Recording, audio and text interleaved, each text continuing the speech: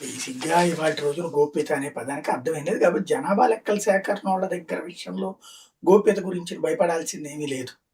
వాళ్ళెవరి దగ్గర హ్మ్. తీద్దామన్నా తీసుకునేవాడు ఎవడుండడు ప్రాక్టికల్‌గా. అవును.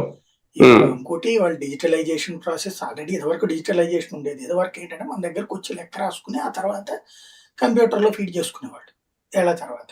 కొన్ని దాన్ని హ్మ్. ఫీడ్ చేయడానికి మనుషులు పెట్టుకున్నారు. లాస్ట్ ట్రిప్ జనగణనకి. ఇప్పుడు 2011 అప్పుడు ఉన్నటువంటిది ఆ సిస్టమ్ అప్పుడే కంప్యూటర్‌లో వాడటం బిగినయింటే. వాటిని అవును. దాంట్లో ఫీడ్ చేసేవారు.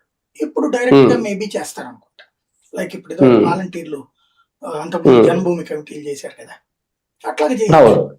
అసలు హ్మ్. పెద్ద ఈసారి జనగణన అనేది చాలా సింపుల్ అండి.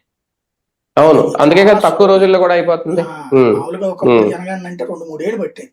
నాకు బాగా అవును. గుర్తు. మాకు ఇంటర్మీడియేట్ కాలేజీలో చేసిన ఎకనామిక్స్ లెక్చరర్ గారు ఈ జనగణనకు సంబంధించిన దీనికి పనిచేశారు ఒక ఏరియాలో. హ్మ్. హెడ్‌గా చేశారు.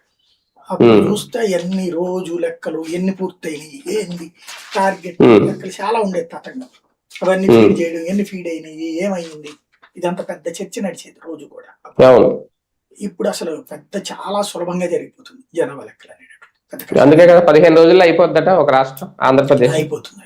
16-30 లోపు 2 అయిపోద్దట. మోడల్స్ పెట్టారు కదా! ఒకటి డైరెక్ట్‌గా మనం చేసేసుకోవచ్చు. అవును, చేసుకోవచ్చు. రెండోది హ్మ్. వాళ్ళొచ్చి చేస్తారు. మనం హ్మ్. చేయనివి హ్మ్. వాళ్ళొచ్చి చేస్తారు. ఇప్పుడు ఎట్లాగో మనకి హ్మ్. ఈళ్ళున్నారు కదా! సచివాలయ సిబ్బంది. అవును. 900 అవును. కుటుంబాలను చేయడం ఎంతసేపు ఆళ్ళకి సరిగ్గా చెప్పాలంటే. అదే కదా! హ్మ్. హ్మ్.